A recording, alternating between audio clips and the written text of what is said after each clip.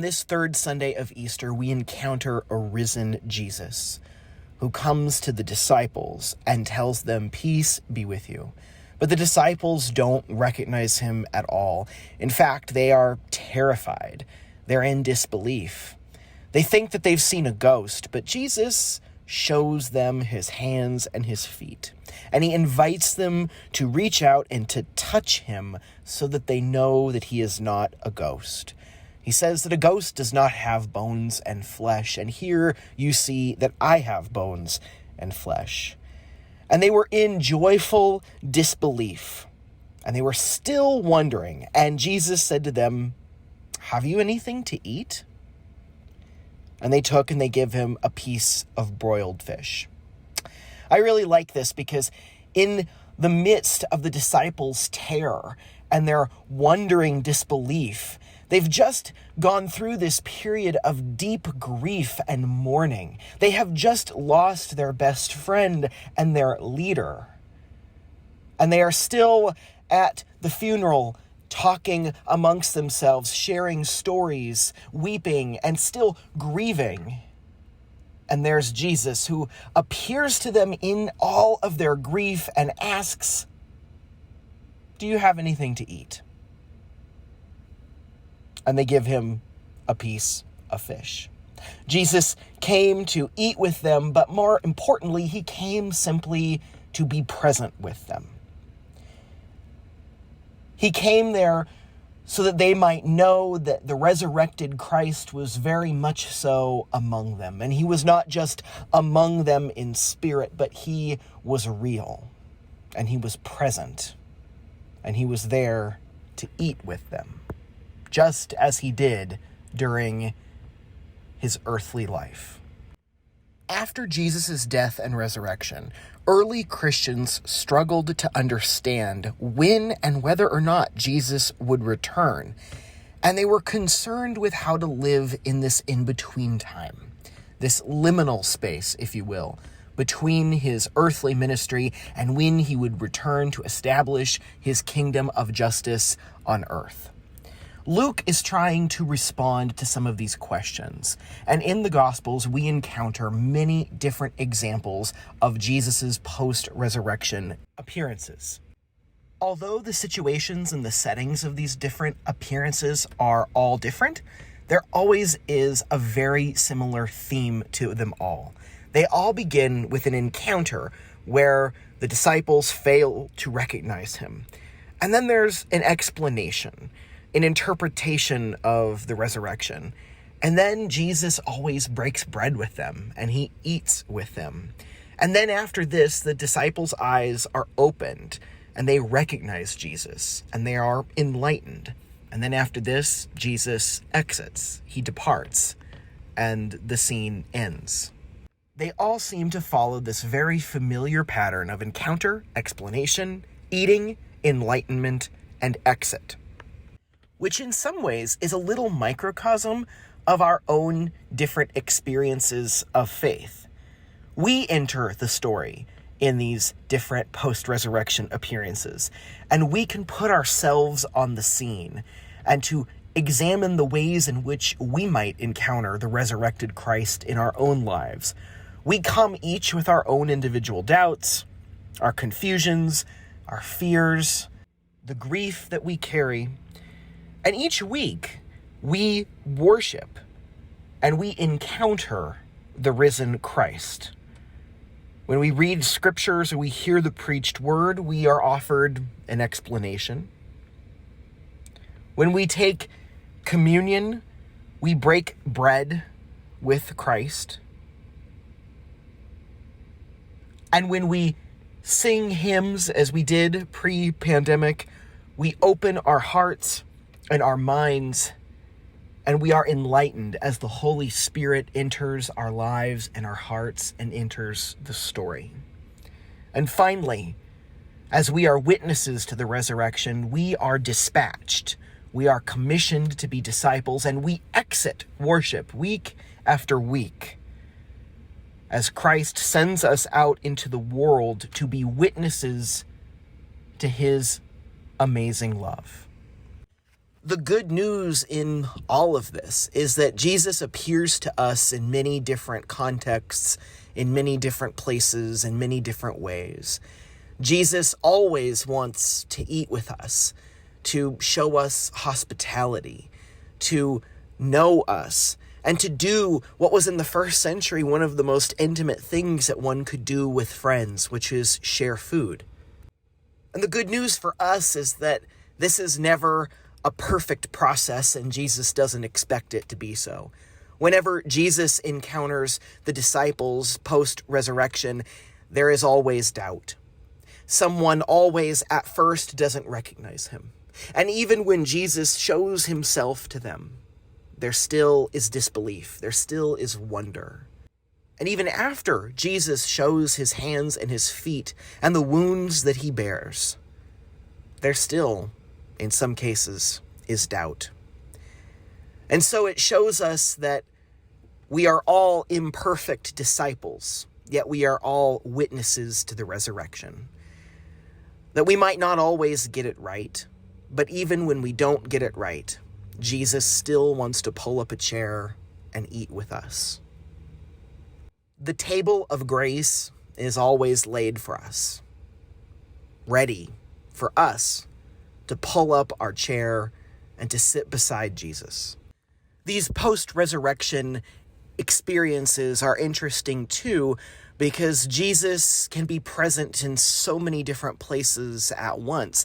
Jesus is now not confined to the rules of our mortal lives, but yet he is flexible and in different places at different times and appearing to the disciples at some of the most unexpected of moments.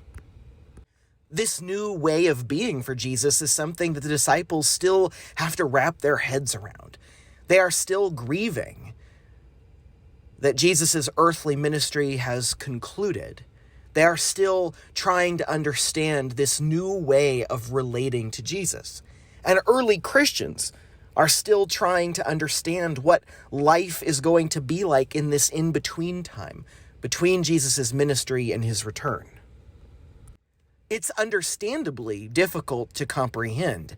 This is all so new for the disciples, and they're still having to open their minds to this new way of being and existing and doing their work of witnessing to Christ's love in the world. As I was thinking about something to share with you this week, I was reminded of a very new trend in art, and I figured that if we had gone through so much art history together over this past year, that it wouldn't be right that I not explain to you something that is on the very cutting edge of what is new in art. Something that even I don't understand fully yet, but that I'm trying to wrap my head around. As you can guess, I always eat up any new news about art or about the way in which it intersects with our human values or our society. And so when art history was made earlier last month, when Christie's sold their first piece of what is called Cryptoart, I understandably had to investigate what this is all about.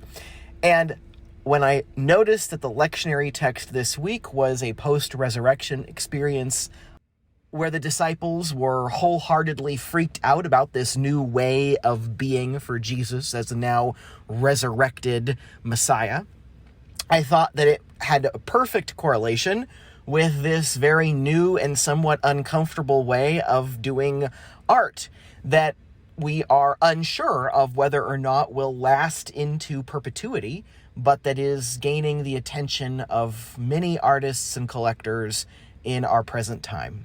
Crypto art is not very much unlike cryptocurrency, which I am sure most of you have heard of. This decentralized store of value that exists on a blockchain, which essentially is just a database, a currency that can be bought and sold and traded, and that is under the authority of no particular central bank or government. Cryptocurrency offers its users anonymity and the ability to buy and sell an asset which is extremely volatile, but that promises its users anonymity and the ability to not be confined to the fluctuations of a foreign exchange market that is determined by the actions of world governments. I am not a computer coder or anyone who claims to understand anything about code or computers, but I will tell you that it seems like crypto art is essentially the same thing as cryptocurrency, but attached to art. So crypto art then are digital images which are created by an artist, but that don't actually exist in a physical form. The very essence of these works of art's being is in a digital address, which is a variety of characters which are unique to that particular artwork. And that string of characters is logged into this global database. And ownership of a particular piece of art is then registered in this database. And one can buy or sell the ownership rights. However, the owner will not get a painting shipped to their home or will receive any specific physical asset. Rather, ownership of a piece of crypto art is simply conceptual. This means that the owner's name will be attached to this specific string of characters, which indicates the digital address of this particular work of art in this crypto database. I know that that is very complicated, and it took me time to understand what that meant, but essentially, people are buying and trading images which any of us can view. Any of us can print out these images or access them. However, it is turning these works of art into conceptual assets whose unique digital address, which is a string of characters in a database, can be bought and sold and traded between collectors, thus demonstrating that this is something that is very new, very untested, and extremely speculative. But nonetheless, the first piece of digital crypto art, which does not physically exist, was brought to the auction block in early March of this year. It is the piece that is on the cover of this week's PDF. It's a collection of 5,000 images that the crypto artist Beeple, who is South Carolina based and who creates exclusively digital art, created one a day over the past 5,000 days.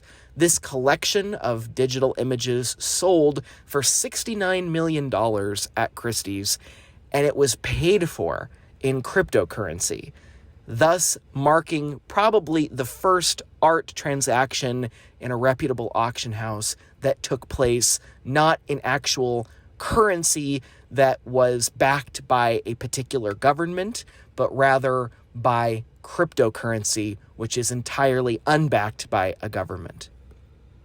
Why is this shocking or important? The reason is because it speaks into the issue of ownership. The idea, which has been long established over the last century in the world of art, that ownership does not necessarily mean possessing a physical item. And also furthering this idea that art can be simply conceptual. It need not be a painting or a sculpture, but rather can be an idea, which is then additioned and limited in a sense of artificial scarcity by its artist for its introduction into the market. This has been going on with conceptual art for many, many years. However, now we're introducing this new element of digitality in terms of using the blockchain in order to register ownership. Whereas before, conceptual art or performance art was often sold and ownership was conferred by the issuing of a particular certificate of authenticity, which named the rightful owner to that work or that performance. Now we are seeing the blockchain and the same system that cryptocurrency functions on as the way of conferring ownership of a particular piece of art. I hope you'll take the opportunity to look through some of the links that I shared. One is a video about another piece of digital crypto art that is up for sale, and a New York Times article which talks more about this further. The reason that I wanted to connect one of Jesus's post-resurrection appearances to this new trend is because of its newness. The fact that it makes many of us uncomfortable, that we don't know what to think about it, that the form has changed. Jesus was in his physical form doing earthly ministry, and then now he is in his resurrected form, and the disciples don't quite know what to make of that. Art for centuries was a physical object. It was something that was created. And now art is something that is still yet created and that exists among us, but that might not necessarily be in its physical form. I felt like there were parallels between the newness that the disciples must have felt about this foreign form that Jesus was now taking on, and this new foreign form of art as we contend with what it means to live in a world that is increasingly digital. I hope you'll take the opportunity to enjoy some of the resources that I shared, and until next time, I hope you can encounter the risen Christ in your lives. May it be so. Amen.